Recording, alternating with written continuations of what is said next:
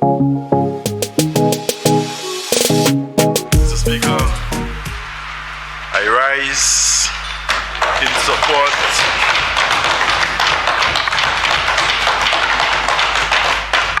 support of the Appropriation Bill 2023-2024, otherwise known to many as the Budget Statement. Mr. Speaker, but before I delve into the substantive matters in my presentation, permit me to express condolences to a few families in my constituency who have in recent times been mourning the loss of loved ones. The family of Mr. Aubrey in Gadet, Mr. Speaker, who was laid to rest last week. Mr. Speaker, the family of Ofina in Gadet in Olio.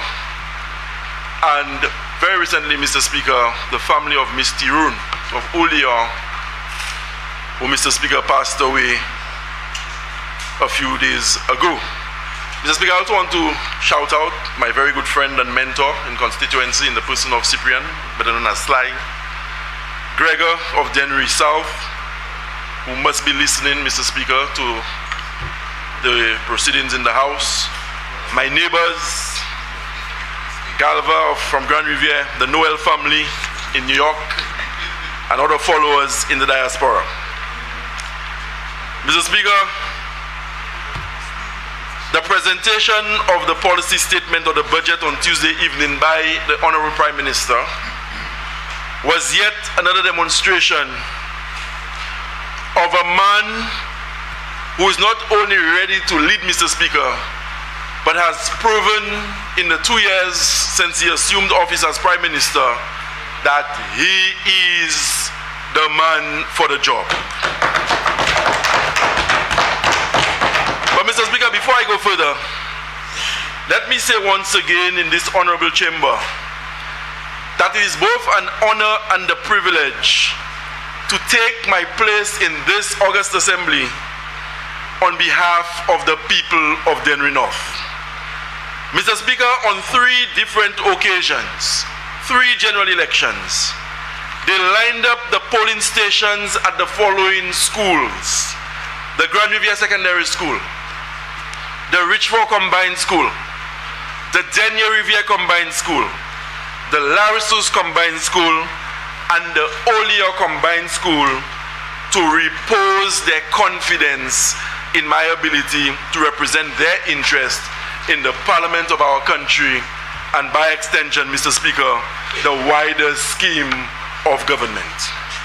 Mr. Speaker, I do not take my role as parliamentary representative for Dennery North lightly, knowing that in the last 3 general elections, no fewer than 7 different individuals have offered themselves to the people of Dennery North to be parliamentary representative. And Mr. Speaker, as I indicated, on every occasion where I have presented myself to the people of Dennery North, they have embraced me, Mr. Speaker, and they have given me a mandate to go into the parliament to champion their cause and give expression to their concerns. And so, Mr. Speaker, je voulais pour l'occasion pour remercier les gens de Dennery North encore. Pour voter pour moi en 3 élections. Et que 3 élections, moi, oui, comme je demandé les gens de Dennery North pour moi une opportunité pour moi représenter au Parlement. L'année a pris pour 7 personnes qui sont venus devant les gens de Dennery North en élection et qui ont demandé pour une chance pour venir ici pour parler en le behalf de Dennery North. Mais toutes ces fois, ça, Mr. Speaker, c'est mon choisi moi, et c'est pour raison ça, il y a encore moins ici, et pour pas qu'à point de responsabilité ça là, qu'on y a qui passe. And so, Mr. Speaker, I come here in support of the Appropriation Bill. This being the 11th time that I have stood in this honorable chamber to debate an appropriation bill. And I do so with the satisfaction of knowing, Mr. Speaker, that the suite of policies espoused by the Honorable Prime Minister will redound to the benefit of the people of Dennery North and the people of St. Lucia in general. Mr. Speaker, the Prime Minister's presentation on Tuesday night, Mr. Speaker, both in terms of the contents and presentation, was a masterclass. Mr. Speaker, the Prime Minister has meticulously apportioned the resources of the state to the various sectors of national development with a great degree of skill. But Mr. Speaker, what I found most interesting in the days immediately following the presentation by the Prime Minister was a failed Prime Minister of a previous era trying to claim and grab the plaudits and trying to take the credit, Mr. Speaker, for the outstanding performance of our government. But that is him by nature, because that former Prime Minister, Mr. Speaker, has a history. Mr. Speaker, when he came into office in 2016, he found that the government of the St. Lucia Labour Party had already secured, through the efforts of the member for Labrie, a grant of $5 million for the Dennery North Water Redevelopment Project.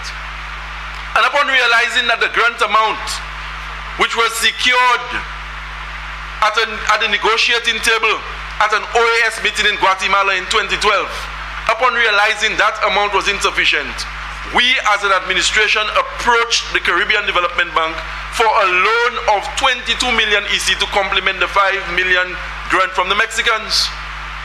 And you would have thought, Mr. Speaker, that when the project was being commissioned and the ribbons were being cut, that due credit would have been given to administration. But shamelessly, you should have seen him posture cutting ribbon, claiming what was not rightfully his. And today he comes with the same posture, trying to claim and the accolades, as I said, for the outstanding performance of the economy under our administration. Mr. Speaker, he tries to lay claim for the double-digit growth that we are currently experiencing. Mr. Speaker, but not so for the not favorable programs that he implemented. He claims what is good today and say it is as a result of his administration, but he refuses to claim the crime situation that we find ourselves in today because he abandoned a lot of the social programs that he met in train when he assumed office in 2016. Mr. Speaker, the crime figures are commensurate with the failed social policies of the United Workers' Party. They stopped the NICE program, or should I say the only component that was retained was the elderly care program. The farm labor support program was stopped. The playing field maintenance program was stopped. And almost every other aspect of the NICE program that was providing social relief to people in St. Lucia, that was stopped, Mr. Speaker. And today, it could very well mean that some of what we see unfolding in our society, Mr. Speaker, could be as a result of those programs that were cut short. The same man, under whose watch $112 million was spent to facilitate horses, Mr. Speaker, while work on St. Jude stop would come here and go elsewhere in the media and try to claim, Mr. Speaker, the accolades for the economy doing well. The same man who allowed, Mr. Speaker, his friends to do whatever they wanted in our country is coming in here today to claim accolades because the economy is growing by a double digit, Mr. Speaker. The same man, Mr. Speaker, who invented Madi Puete and plunged our country into unprecedented levels of debt today wants to tell St. Lucians that as a result of the excessive borrowing on his part, that is why we are doing well today. The same man, Mr. Speaker, who denied opposition parliamentarians state resources because we were members of the St. Lucia Labour Party, he comes into this house and tells us, Mr. Speaker, well, he has not spoken yet, but he was in the media telling St. Lucians that, Mr. Speaker, he is responsible for the double-digit growth. The people of Olio, Despin, Lapel, Larissus, Gadet, Denier Riviere, Belmont, Richmond, Grand Ravine, and Grand Riviere, Mr. Speaker. They suffered. They suffered because I was confined to the opposition benches. And today, Mr. Speaker, $6 million that could have been spent in enough to improve the quality of life for my people, Mr. Speaker, that amount was denied. And today, when we should have been building on the successes of the previous term, we have to start from scratch in a number of areas. Dilapidated roads, school infrastructure not being up to the mark, Mr. Speaker. And there are so many other examples where my people had to suffer simply because in the majority they had gone into the polling stations on election day to vote for Shawn and the St. Lucia Labour Party. Mr. Speaker, the road from Apple to Julian Estefano Lulu in Belmont could have been completed had I benefited from CDP monies during the reign of the United Workers' Party. The roads in Apatat Lapel, the Richford Ring Road, so that people like Pastor Alfred, Lynette, Ezra, Johnson, and all the others in that area, Mr. Speaker, they would have had something to shout about, but we were denied.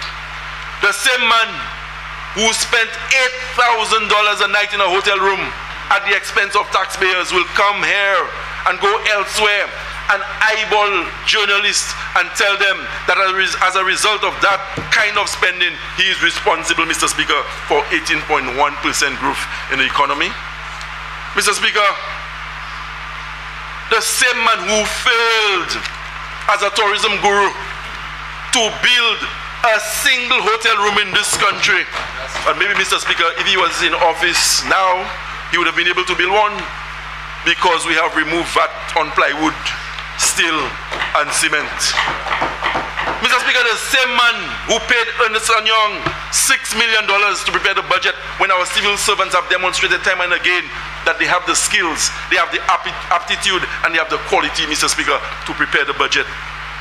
The same man, Mr. Speaker, who's responsible for range development being paid $40 million. The same man who's responsible for Lockerbie being paid $42 million. The same man, Mr. Speaker, who squandered $7 million on vaccine. The same man to pay $24 million to Cayman City. Mr. Speaker, the same man whose travel bill in 5 years amounted to in excess of $1 million. And the list goes on and on. He tells the people of St. Lucia that as a result of all this reckless spending, he is responsible for the economy growing by 18.1%. So, Mr. Speaker, if he had not wasted the state's money the way he had done, our economy would have been growing by 50 and 60 and 80%.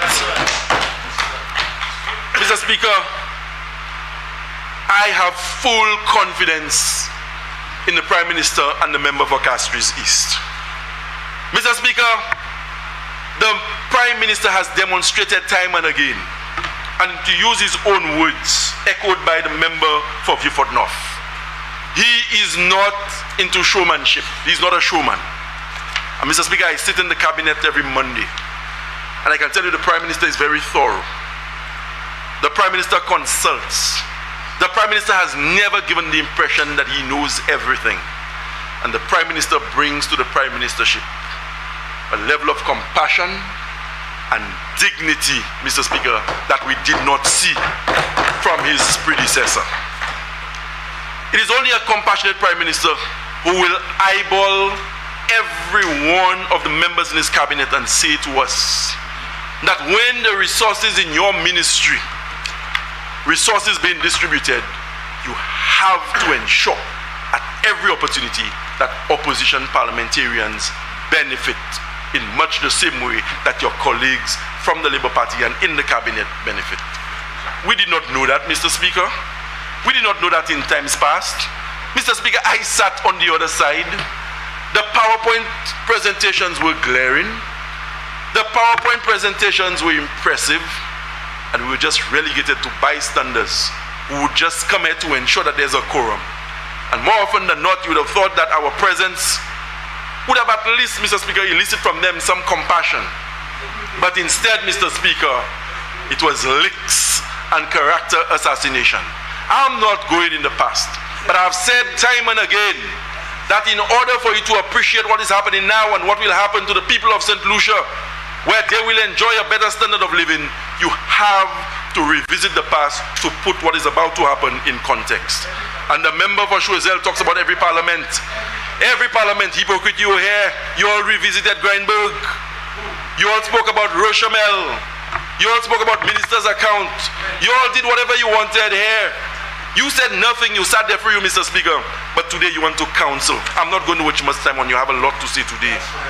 Mr. Speaker, on page 44 of the budget address, the Prime Minister spoke passionately about Julian Alfred. Mr. Speaker, he said this country has been witnessing the valiant feats of the breaking of records by Julian Alfred. Unquote.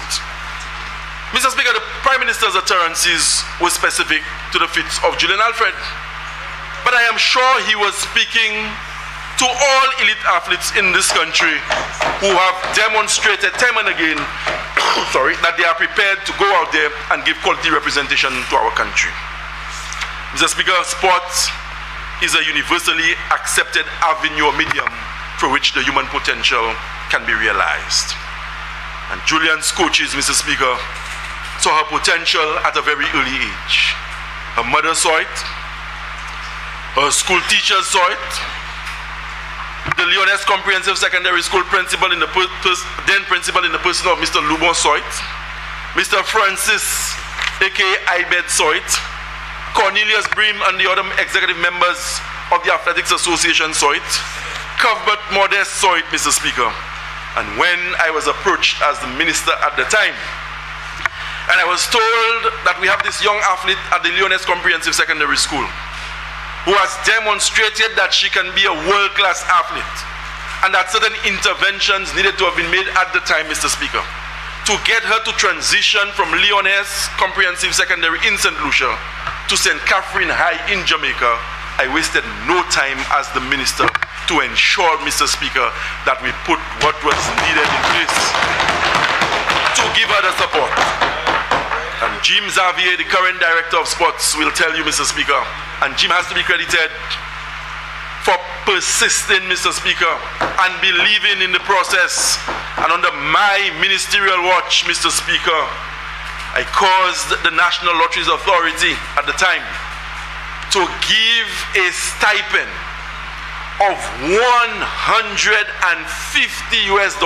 to Julian Alfred monthly, Mr. Speaker. Monthly. And for that, Mr. Speaker, to use a word that the member for Beaufort South, who's not here with us, uses all the time, Mr. Speaker, I was excoriated. I was investigated. I was maligned. I watch MPs, Mr. Speaker, in this chamber ask for extra time to do a number on my character and to refer to me as a thief, as somebody who had interfered in state monies at the National Lotteries Authority. For what, Mr. Speaker? For causing the NLA to give Julian Alfred $150 a month when she had moved from Leoness Comprehensive in St. Lucia to St. Catherine High in Jamaica. Mr. Speaker, I watched and I sat across there, and Mr. Speaker, every blow that was landed was celebrated. And I can't recall his expression at the time, but the member for Choiseul was there. And to the best of my recollection, Mr. Speaker, he was in the chamber, Mr. Speaker, and he was occupying the chair that is currently occupied by the member for Grosile, to the best of my recollection. I did not hear him stand up and say that the investment was one that was worthwhile, but they took turns. And you should have seen the memes on social media. You should have heard the names that I was called. And one of their surrogates went into the constituency and he told them that they should prepare for a by-election because I, Mr. Speaker, had played in National Lotteries Authority money. But today, I stand here vindicated. And the only regret I have, Mr. Speaker, is that instead of $150 a month, I did not cause the lottery to give her $1,500 a month. Lex Caribbean. Caribbean, a big law firm out of Barbados, Mr. Speaker, in June of 2018, was engaged to investigate me for, among other things, allowing the lottery authority to give Julian Alfred 150. And you know what they did? When they came into office, they stopped the subvention that was being given to Julian Alfred. This government, the same government that spent $112 million on horses, Mr. Speaker, stopped $150 going to a budding athlete who showed promise, who gave us the impression from very early that she had the potential to be world class. And that is what they did, the United Workers' Party administration. But where are they now, Mr. Speaker? All those who are exciting themselves in this chamber, where are they now? They have to tune to the televisions to watch the proceedings in this house. They don't belong here, because they were never for the people of this country, Mr. Speaker. And the lawyer in Barbados was engaged, as I said, in June of 2018 to investigate me, Mr. Speaker. $50,000 deposit. That is what they were going to settle for. $600 US per hour. Julian was getting $150 US per month, living at somebody's home in Jamaica. But they were prepared to pay a lawyer $600 US an hour to investigate me, Mr. Speaker. And then the lawyer, coming with his junior counterparts, had settled, Mr. Speaker, or they had agreed to pay the junior counterparts $400 US an hour, on top of the $50,000 US just the deposit. And today, Mr. Speaker, you want to wonder why they sit in opposition and some of them can never re-enter this chamber. They're not for the people. So, Mr. Speaker, Julian Alfred will continue to make St. Lucia proud. There are a lot of young athletes who will continue to make St. Lucia proud. And I would have said at the time when I was the Minister for Sports that St. Lucia is one of the richest repositories of sporting talent in the entire Caribbean. And I am very much encouraged by the work being done by the member for Gruzili as he leads the charge in an area of national development that I would have worked in before, Mr. Speaker. Mr. Speaker, what is our question? La tenir temps les monter assis en opposition. Gouvernement flambeau te fait plaisir pour try de tout gens cette ici that moins te fait passe droit et nous tenir minister's account et puis bagaille comme ça. Et yo te ka fait ça pour yon raison. Puis yo savent yo de ka une difficulté pour gagner site de runoff là. Et là yo pas ka ça gagne et vote yo décidé bonnet dat yo pour aller derrière moi pour try déti caractère moi pas ban pièce bagaille en opposition pour faire kichime foot pas canal rien pas yon sentiment et then Mr. Speaker yo kwele yo de faire ça de kay minimum de opposition ko moun de kay tourner contre moyen de runoff et que de kay gagner élection mais ça pas de kay fait Mr. Speaker et vous savez on se ba là yo teni cheese et puis moi pour comme ministre qui a une responsabilité pour National Lotteries Authority. Moi, en cause board National Lotteries Authority pour bailler un jeune mamzelle nous accueillir Julian Alfred qui est allé à l'école lyonnaise comprehensive en cette lycée. Yon $150 américains tous les mois. Puis nous, ouais, Mr. Speaker, si madame n'a ni habilité pour faire plus bien passer des cafés cette lycée. Sur la décision te point entre maman, entre Athletics Association, coach et puis yon des moun qui te évolué à la vie. Pour voir aller Jamaica pour ça apprendre pour primaire et puis pour train et puis bagaille comme ça. Et tous les mois nous avons $150 américains, Mr. Speaker. Les gouvernements flambeaux ont tué. Yon c'est pour y bailler la essayer faire. C'était pour ni investigation contre moi. Mais even avant de commencer l'investigation, ils ont déjà mis combien de bagailles dans les médias sociaux pour détruire le caractère moi et puis tu as écrit moi voler et puis tout l'autre nom qui était. Et qui ont investigué moi pour Mr. Speaker. C'est pour qu'une cause Julian Alfred pour jouer $150 par mois. Ça c'est un monde qui quitte cette liste. Il allait à la Jamaica. Il a resté la caille un monde, Mr. Speaker. Qui ça qui ont $150 dat nous pas bailler un monde comme ça. Mr. Speaker, aujourd'hui si nous pouvons mettre ça en anglais a dollar value on the performances in terms of the exposure that she is giving to this country. Not even the impact of the tourism marketing efforts can compare. And she has just started, Mr. Speaker. But today, Mr. Speaker, my she's But that's what I say, because I know who I am. I know what I stand for. I know what it is like, Mr. Speaker, to cross the boundary rope and to take the field with the national flag on my crest, Mr. Speaker, representing my country. I know what it is like, Mr. Speaker, to raise my bat in the direction of the dressing room for my country on foreign soil, because I would have done well for my country. So once I would have been in the Ministry of Sports, any opportunity that presented itself for me to have assisted elite athletes, I would have done so. But who's the first person, Mr. Speaker, waiting for the races to be run so there can be an update on his page? The member for Mikud South. And there's a shamelessness that characterizes his politics, the likes of which, Mr. Speaker, that we will never see, not just in St. Lucia, but the entire Caribbean. In part of Mr. Speaker, they call that Sahont. Pani Hontes. But Mr. Speaker, let me move on to a few areas that are not within my portfolio that the Prime Minister mentioned in the budget. Mr. Speaker, no VAT on plywood, steel, cement, and galvanized. Mr. Speaker, not everybody in this country can build a 2, a 3, and a 4-story structure. Mr. Speaker, when you program as a responsible government, you must make provisions for people from all walks of life. And I will understand why some people will frown on the removal of VAT on plywood, steel, cement, because they live in their comfort zones. They live in an ivory tower, Mr. Speaker, and they do not understand the plight of ordinary people. But I will tell you one thing I know. In those plywood structures you see in our country, people work hard to construct those, Mr. Speaker. And they pen them up nicely, Mr. Speaker. And they have beautiful flower gardens, Mr. Speaker, at the entrances. And inside those plywood houses, Mr. Speaker, there is an overload of pride and dignity. And that matters. That matters for the psyche of the nation, Mr. Speaker. So when the Prime Minister, in his wisdom and with his compassion, decided that he would take VAT off, Mr. Speaker, plywood, steel, cement, and galvanized, Mr. Speaker, I am a happier member of Parliament for this. Because I know that there are many people in this country who want to renovate their homes.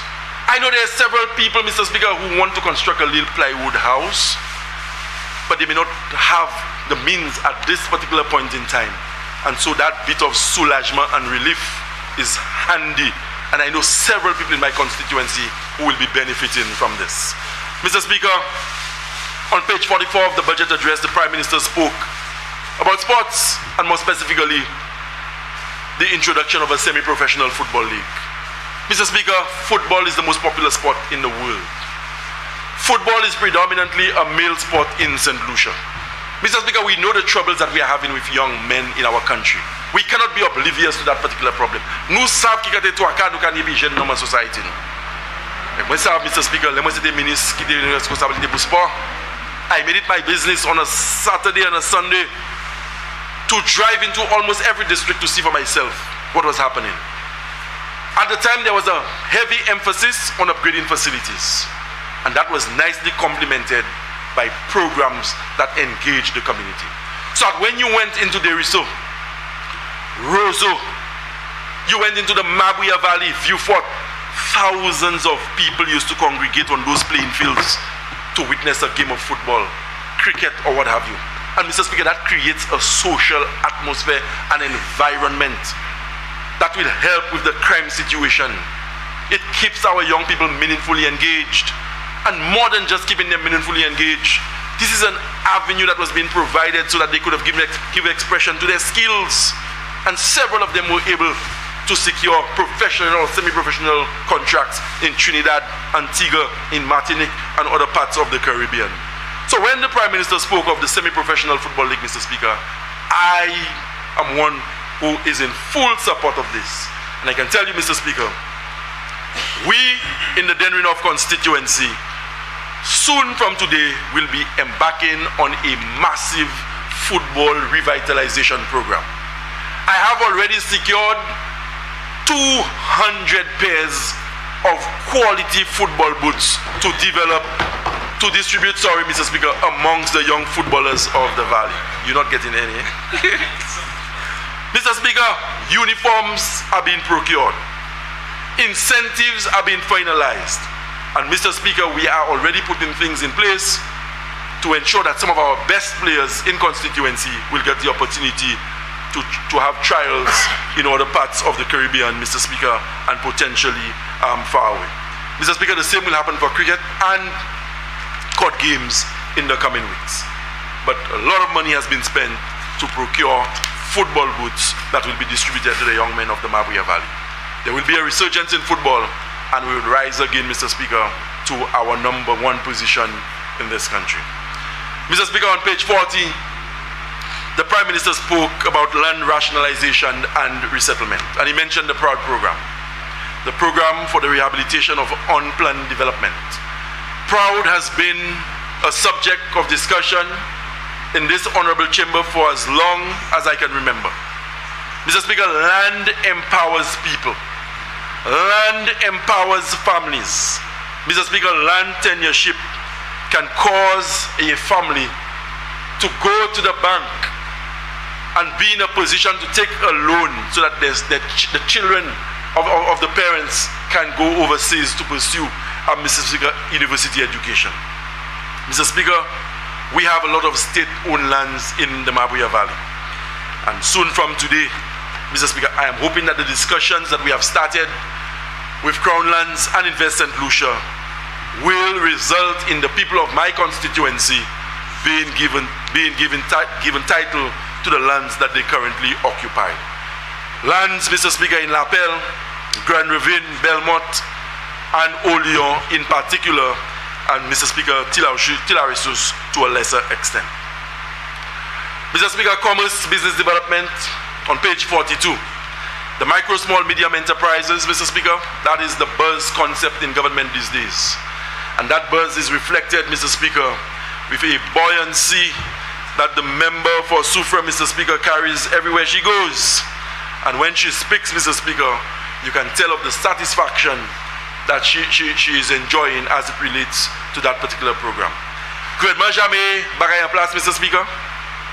Côté nous kay bay ti business en différentes communes, si pour ça agrandir business yo, et bien business qui a struggle, puis ça anticipe pour manger les affaires yo, so ça continue à faire business en ces différents bagay là yo ka vendre, et bien ces services là yo ka bay. Mr. Speaker, we heard of a reduction in the unemployment figures. If we can continue to create an environment where small businesses can thrive, there will be less of a reliance on central government for employment. And so this particular initiative I welcome. The Prime Minister said, and I quote, Mr. Speaker, in this fiscal year, the government is making available $10 million through the St. Lucia Development Bank under the MSME loan grant facility. I am hoping, Mr. Speaker, that small businesses throughout the country, in particular those from my constituency, will seize the opportunity to give themselves more opportunities for growth and expansion. And as I said, those who are struggling, they too, Mr. Speaker, will be able to get some form of support that will help them bolster their own businesses. On page 40, Mr. Speaker, of the budget statement, the Prime Minister said, and I quote, St. Lucia's housing stock deficit has been worsening by the rising cost of building materials and available and affordable housing lots. Mr. Speaker, this is a very serious national issue. Sometimes I browse through the newspapers or different sites online, and when I see the amount that is being quoted per square foot for a piece of land in this country, I ask myself, is there a deliberate scheme at work to price St. Lucians out of earning land in our country? Mr. Speaker, this is a very serious issue. So when the NIC, through NIPRO, can begin to identify lands in the various constituencies, Mr. Speaker, to have housing programs that will cause young St. Lucians, particularly young professionals, to be able to access land and to build a home, Mr. Speaker, that can only augur well for the viability of our country. And so I welcome this program. Because in Oleon, Mr. Speaker, and I've had preliminary discussions with the Minister for Housing, there's an area in Olio known as Madwa. Very picturesque part of the community, Mr. Speaker. Ideal for a housing program. And let me say, Mr. Speaker, in this honorable house, that soon from today, the people of Olio and by extension, the people of the Mabuya Valley will begin to see some movement on the part of the government in terms of land acquisition and what else needs to be done to ensure that we develop the Madwa area into a viable housing scheme for the people of Olio and other persons within the Mabuya Valley who are desirous of owning land, Mr. Speaker, and constructing a home within the constituency. Mr. Speaker, I cannot present in this house where bananas have been mentioned and for me not to add my voice to the conversation. Mr. Speaker, on page 47, the Prime Minister gave a commitment. Premier Minister a dit, il a fait budget statement là, that gouvernement qui fait tout ça, il fait pour qu'il baille industrie fig là, support.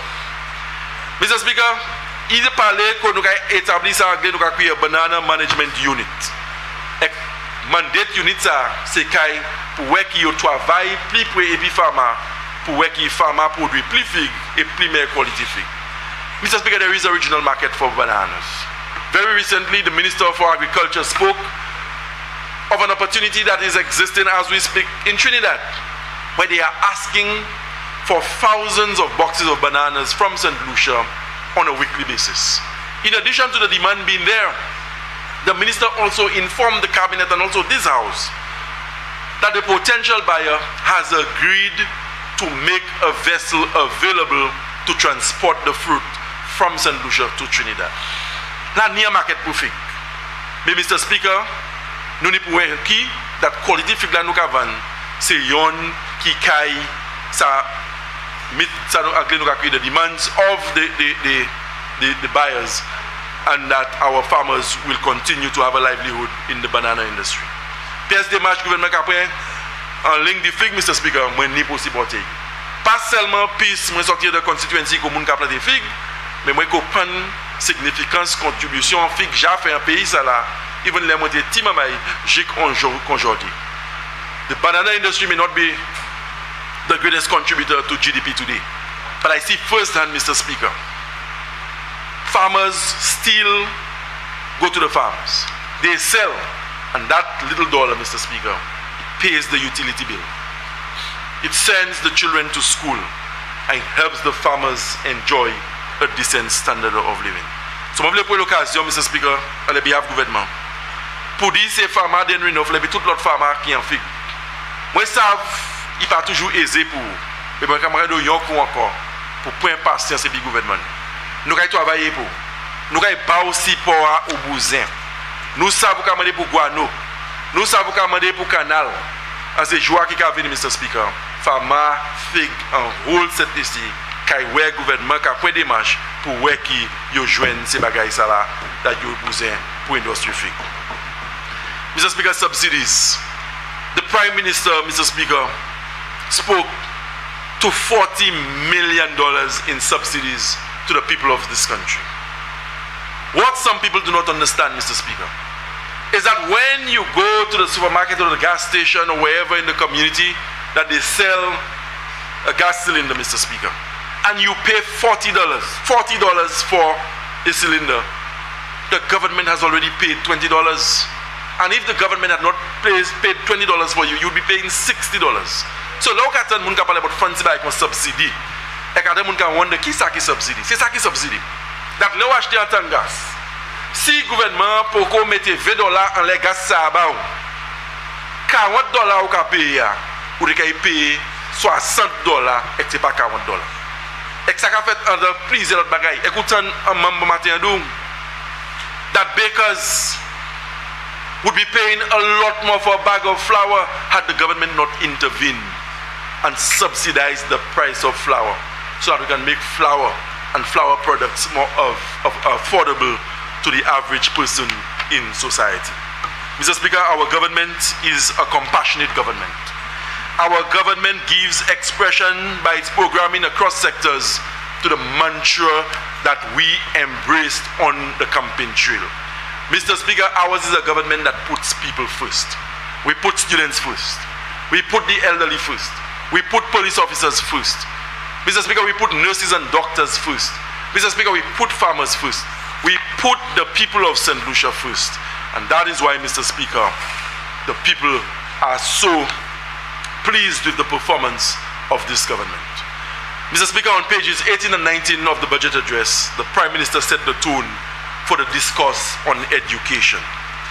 Mr. Speaker, education is one of the most critical and most important strategic areas for any small island developing state.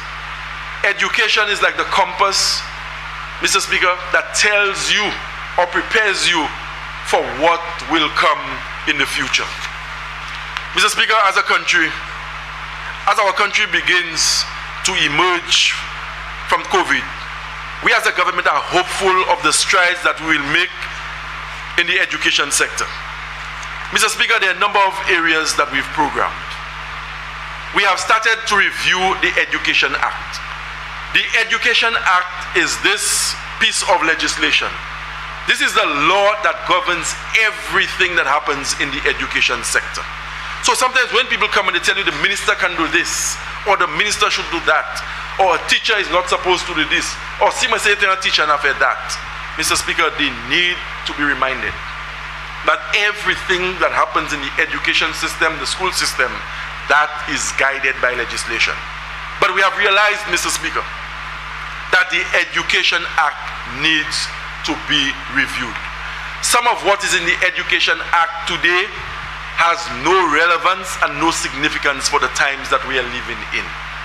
Mr. Speaker, a lot has been said about hair policy in schools. There was a time when it was downright illegal for a child to have worn his or her hair in a particular style. But as the world evolves, and Mr. Speaker, as we become signatory to conventions, whether it's the rights of the child or human rights, Mr. Speaker, we have found out and we are realizing more than ever before that some of what is in the Education Act is at variance with the reality of today. And that is why we have started to review the Education Act. Mr. Speaker, the consultations have happened. It has been massive consultation, and soon enough I will take to the Cabinet and then the Parliament the Education Act for changes that will be debated by members on both sides of this House. Mr. Speaker, school security has been a very topical issue of late. Mr. Speaker, let me say that you cannot look at school security in isolation of national security. And some of what you see in our schools, Mr. Speaker, is as a direct result of children being exposed to things they ought not to be exposed to in their homes and in the wider community. But we will not take comfort from knowing that the children pick up their bad habits from the society. We have a responsibility as educators to ensure, Mr. Speaker, that when we intercept students, Mr. Speaker, exhibiting behaviors that are not in conformity with school rules and what we want of students who will become leaders of tomorrow, we will make the necessary intervention. We will provide the psychosocial support. We will resort to punitive measures when we have to as a last resort, Mr. Speaker. But as I would have said elsewhere, and I am prepared to say here at every opportunity, we will never give up on the children of this country because of their misdeeds. Mr. Speaker, every child in the school system comes from a home. And some of the homes are broken. And you do not get reinforcement at home of what is being imparted at the school level. Tout ti mamay ki a der dans kay l'école, ska sortir dans kay. Ek de laisse nou ka wè se mamay la ka venir l'école là, et puis vieux mess, ka fait bail yo pas supposé faire, bail grand moun ka fait ou ka mamay ka essayer faire ça à kay l'école là. Et que chaque monde quoi, Mr. Speaker, première manière pour traiter ça, c'est pour aller et puis mettre pression laisser mamay ça là, et puis expel mamay ça là, et puis tirer à l'école. Et nous avons dit non, c'est pas comme ça nous avons fait.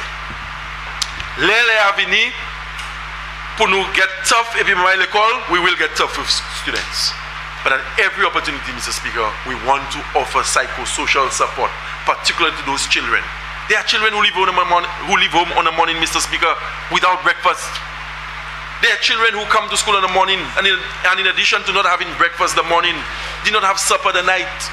And some of them come and they're basically, Mr. Speaker, fixing their eyes on the timepiece in the classroom waiting for 12 o'clock to get a meal because there was no dinner the night before, no supper the night before, no breakfast the morning, and they come to school with all kinds of issues. And all these children are asking for, in the absence of proper parenting, is for somebody to reach out. And that is what makes the job of the teacher so critical and so important. And I've said before, we can never adequately compensate teachers in terms of dollars and cents for the sacrifices that they make in providing for the children of this country. And so, Mr. Speaker, when the children come and they exhibit, as I said, behaviors that are not in conformity with school rules and what we expect of them, we will provide the support. But we will not allow those who continue to be disruptive to so impact the learning environment that the children of other people who conform get affected.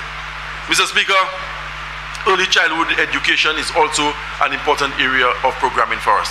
And even before I go to early childhood, I probably should have placed on the record in Hansard that the Ministry of Education has recruited the services of Mr. Osbert Regis, former police commissioner, who is working very closely with senior management at the Ministry of Education to ensure that we bolster our security apparatus in schools throughout the country. Mr. Speaker, the situation is a very dynamic one. It is a very challenging one, but we are committed to the task. And we, Mr. Speaker, will provide the safest possible environment within which our teachers, our principals, students, and ancillary staff will operate in schools throughout the length and breadth of this country. Mr. Speaker, early childhood education is also a very important area of programming for the Ministry of Education. And under the OECS PEARL project, PEARL being the acronym for Program for Educational Advancement and Relevant Learning, Mr. Speaker, the government through the Department of Education commenced delivery on the promise of increased school placements for children needing early childhood education. Recognizing the decline in the primary school population, the ministry is embarking on instituting pre-K into schools. Through this project, the PEARL project, the Department of Education has been able to retrofit spaces at 3 schools, Denry Infant, Mogush Combined, and Viewfort Infant, making them better equipped as childhood education spaces, early childhood education spaces. Mr. Speaker, work has commenced on Soufrière Infant and will soon commence on the Bocage Primary School to provide the same service. The total infrastructural investment for these 5 schools is $370,000. Mr. Speaker, special education, we have a number of differently abled students in our school system. Mr. Speaker, there was a time in St. Lucia, if a child had a disability or was differently abled, you would have had parents keeping those children at home, Mr. Speaker, lock them away as if they were of no use or significance to society. Mr. Speaker, we are saying that the children who are differently abled in our school system have a place in society, they have a place in the school system, and they too deserve, Mr. Speaker, for resources to be spent on their education to give them the best possible opportunities in life. And so I must place on the record my admiration and thanks to Mr. Dale Saint-Just, who spearheads the special education effort in the Ministry of Education, and he has a very competent team of persons working with him, Mr. Speaker, and I can assure the people of this country that in the coming weeks you'll be seeing a lot more happening in the area of special education.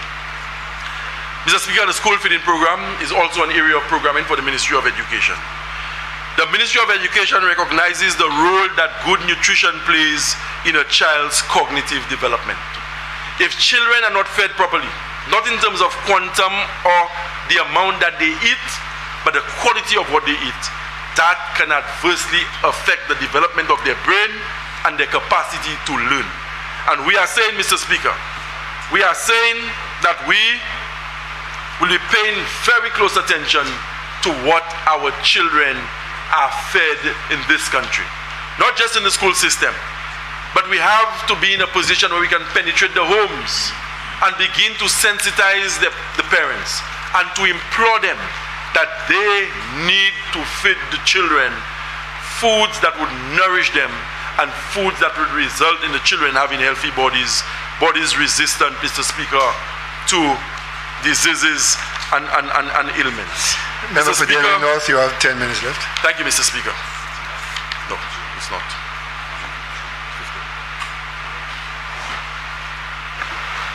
Leader of Government Business.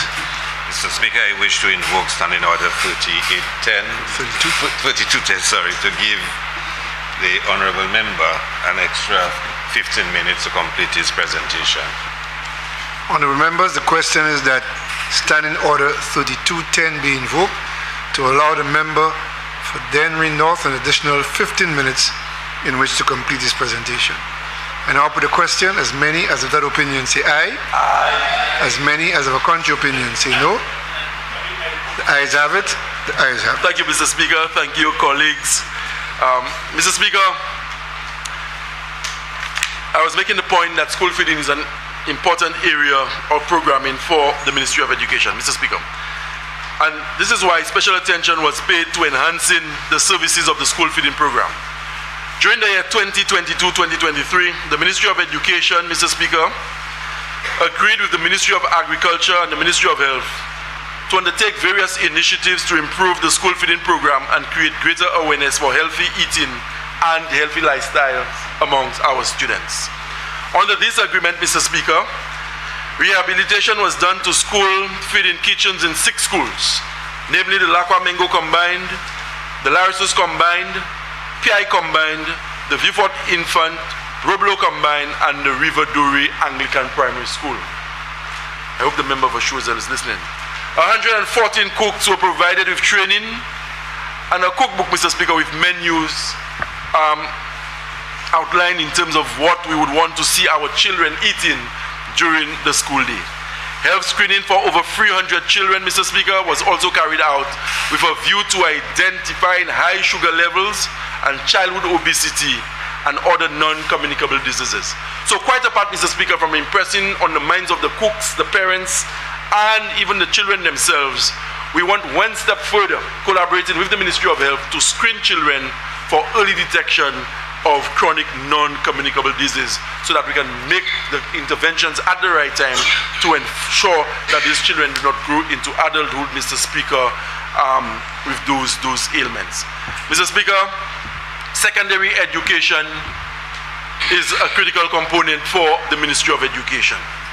Mr. Speaker, we will continue with our 1 laptop per child program. And Mr. Speaker, a lot has been said about the 1 laptop per child program versus the e-books program that was rolled out by the previous administration. But before I get into that, Mr. Speaker, let me say that we will continue to pay, as we did last year, CXC fees for every child in Form 5 in the public secondary schools of this country, Mr. Speaker.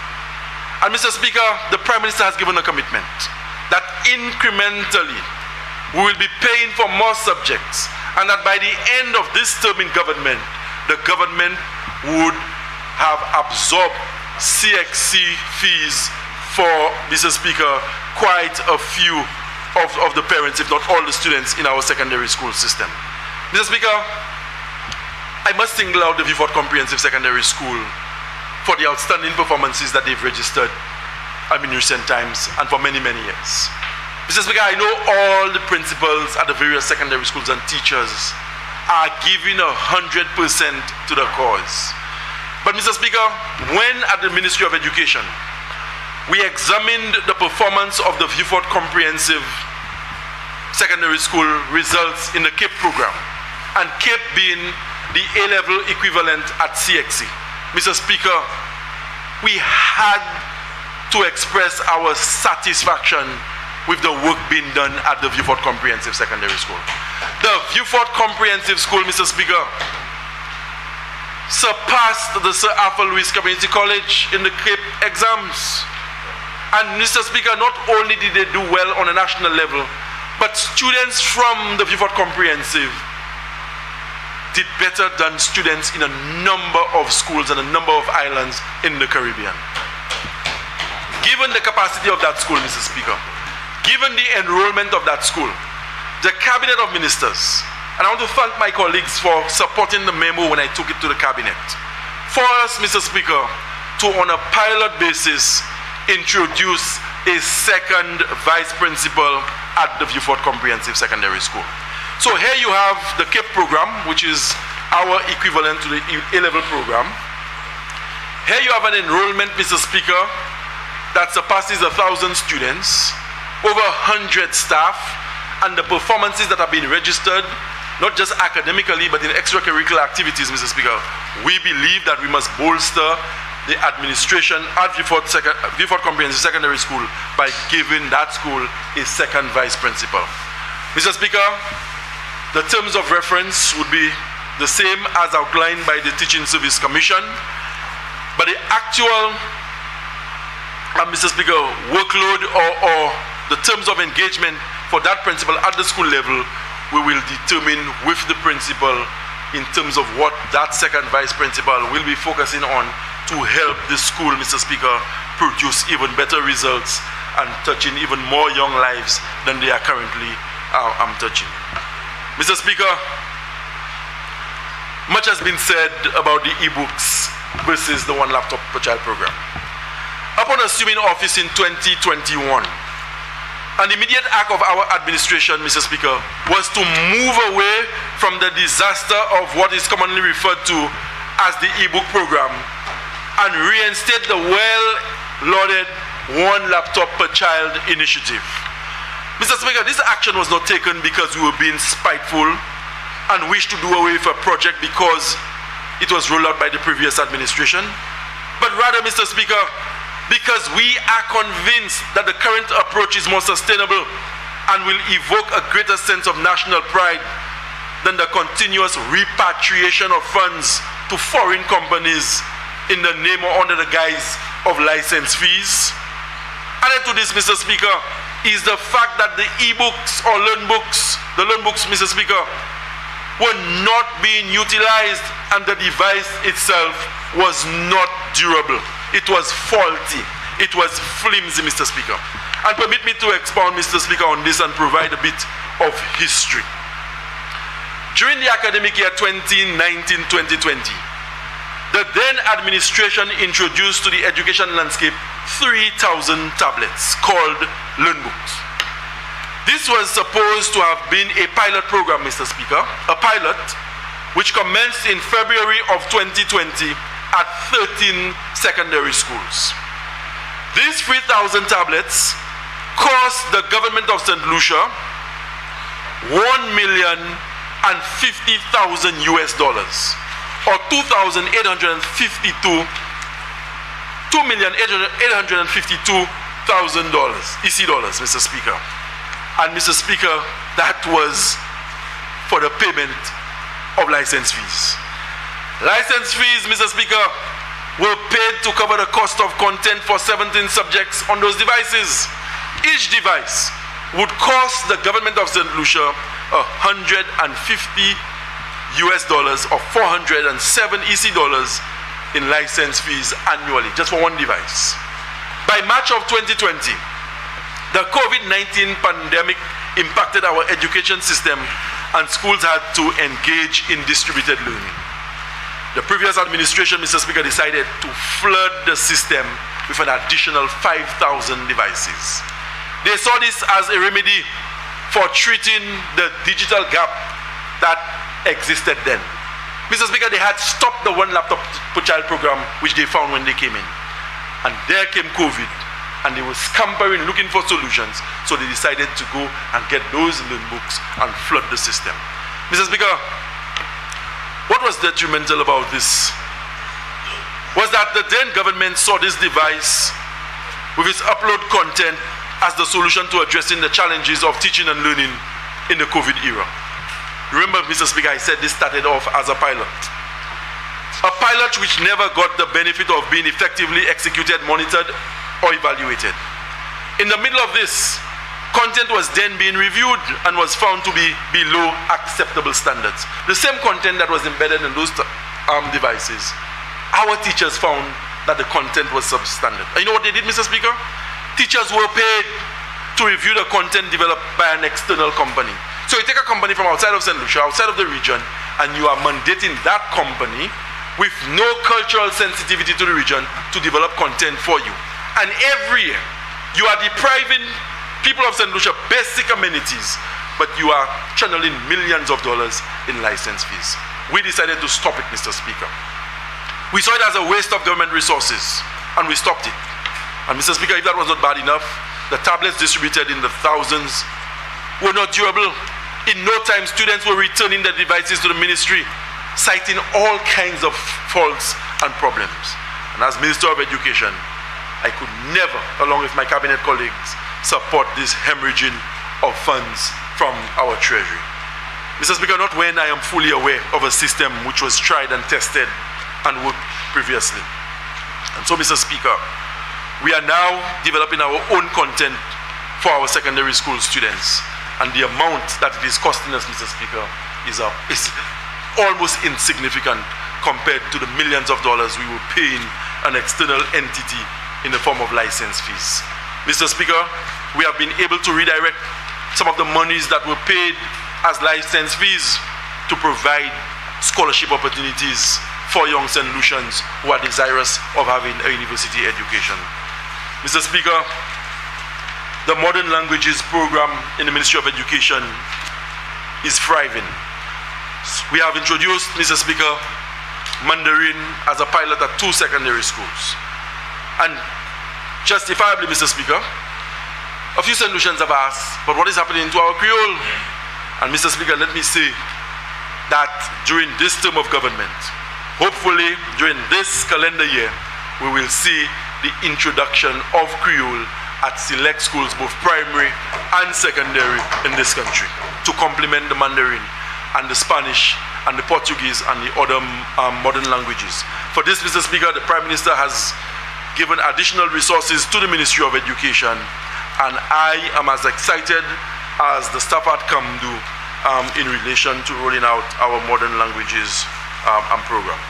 Mr. Speaker, it is our desire in the Ministry of Education to establish an association of retired educators.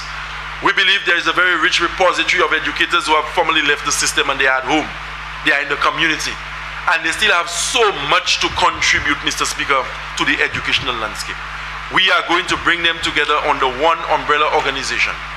If we have to engage some as consultants, we will. If we have to engage others as volunteers, we will. But Mr. Speaker, it is our desire to tap into those minds, brilliant minds who are at home.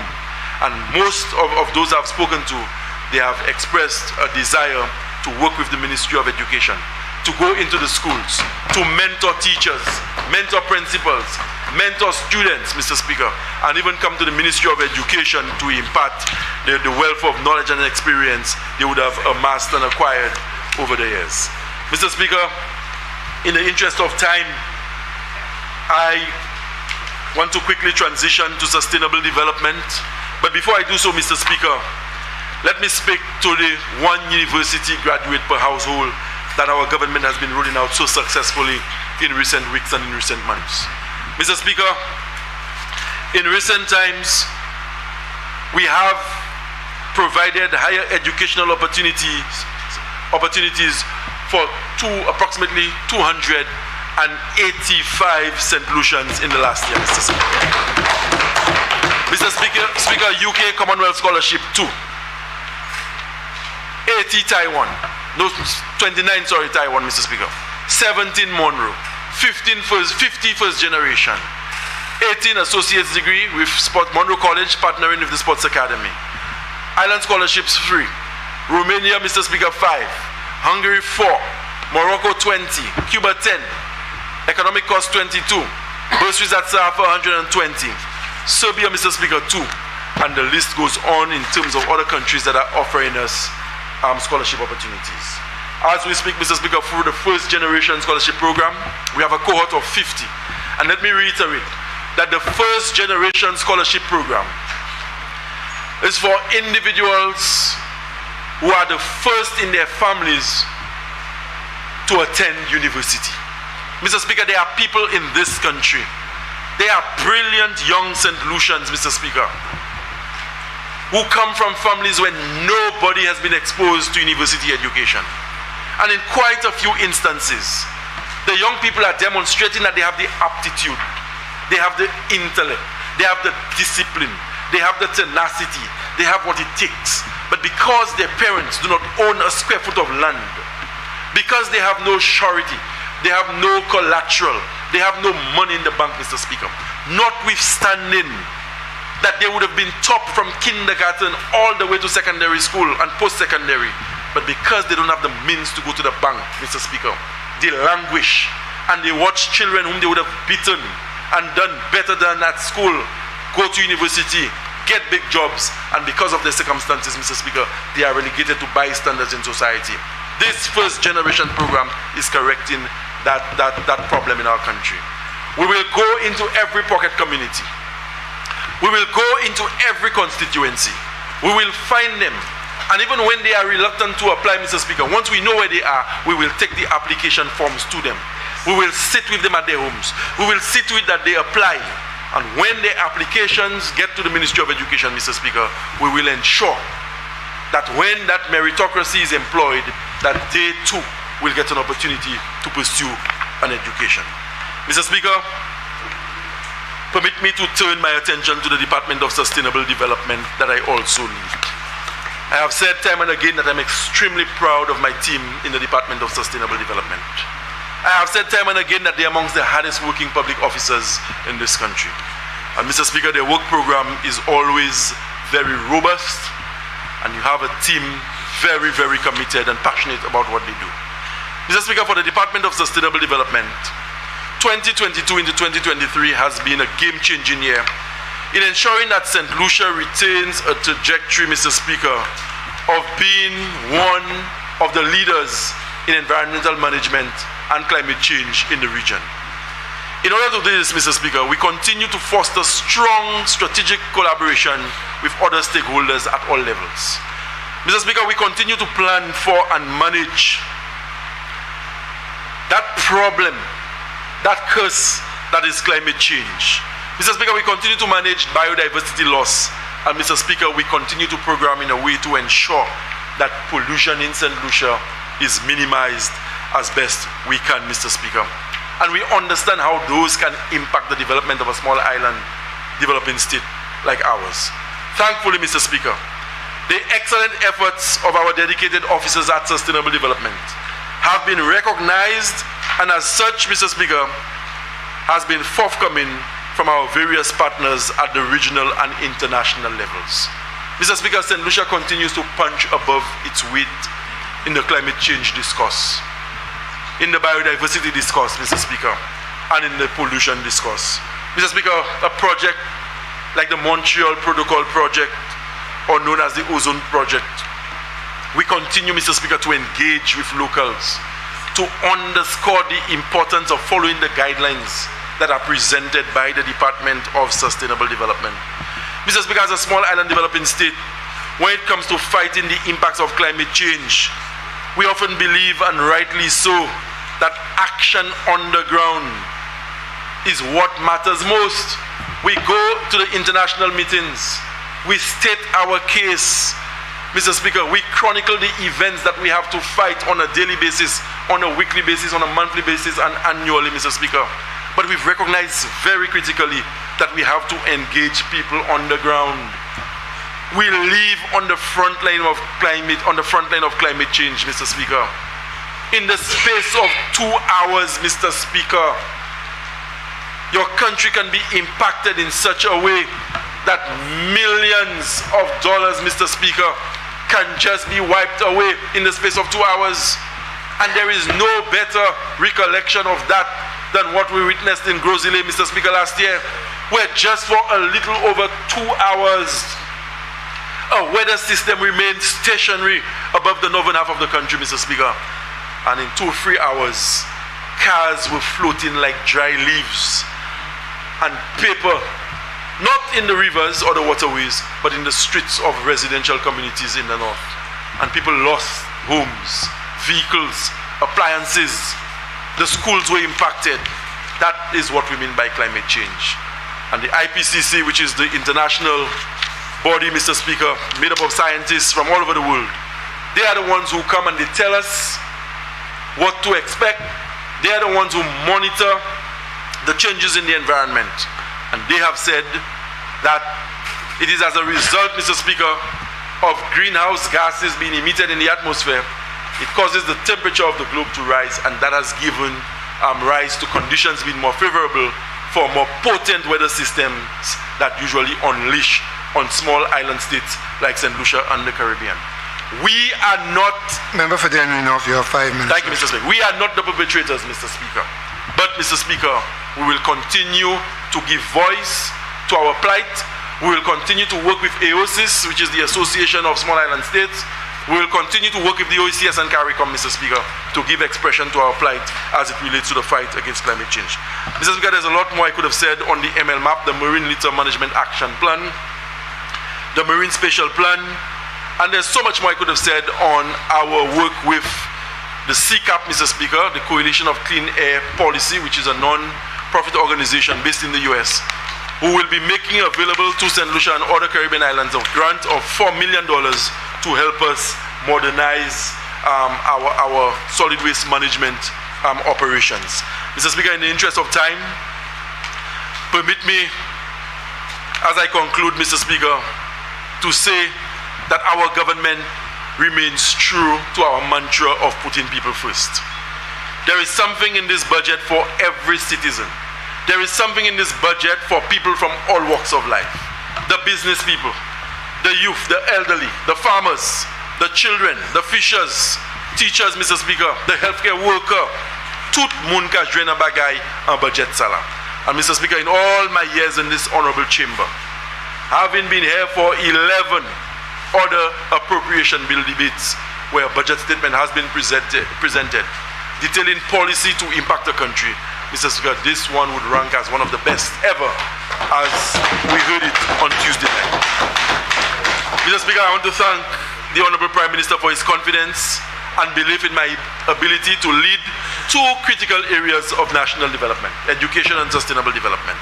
And I also want to thank him, Mr. Speaker, for having the confidence in me to be the chair, for appointing me, Mr. Speaker, as chair of the Caribbean Disaster Emergency Management Agency, the CDMA.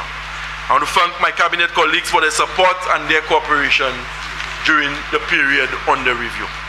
I want to thank the Parliamentary Secretary in the Ministry of Education in the person of Dr. Pauline Antoine Prosper for her support in the Ministry of Education. I want to thank my Permanent Secretary, Ms. Michelle Charles, Deputy Permanent Secretary, Mr. Kendall Kodra, my office staff in the persons of Hildreth Charles, better known as Charlie, and Mrs. Sentoma Estefan, my secretary. I want to thank the Acting Deputy Chief Education Officer Instruction, Ms. Beverly Diodoni, Mr. Speaker. I want to thank all the district education officers. I want to thank the heads of the various departments, the line staff, the principals, the teachers, the ancillary staff, the students, and the parents. Mr. Speaker, I also want to thank my team at the Department of Sustainable Development. P.S. Anita Montut, recently retired Deputy Permanent Secretary, Mrs. Silka Tobias, the Chief Sustainable Development Officer in the person of Mrs. Annette Ratigan-Leo, the Deputy Chief Sustainable Development and Environment Officer in the person of Mrs. Dawn Pierre Nathaniel and their team, Ms. Justin, Mrs. Sukra Albert, Mrs. Jude, Mrs. Misol, Jean-Baptiste, Lavina, Jesse, Volney, and all the other staff, Mr. Speaker, in the Department of Sustainable Development. I must also place on the record my gratitude, Mr. Speaker, to the team at the Solid Waste Management Authority, a statutory agency for which I have ministerial responsibility, the board and staff of the South Louis Community College, Mr. Speaker, the management of the Pito Management Area, and I want to thank also the leadership of the National Skills Development Center, NSDC. Mr. Speaker, I cannot forget my support team in Denry North, in particular those who have stayed with me, not only during the good times, but very importantly, Mr. Speaker, during the trying times. And last, Mr. Speaker, but by no means least, Mr. Speaker, I want to thank my family and loved ones for their support, their encouragement, their patience, and the love that I continue to receive from them as I discharge my duties to my constituency and the people of St. Lucia. Thank you, Mr. Speaker.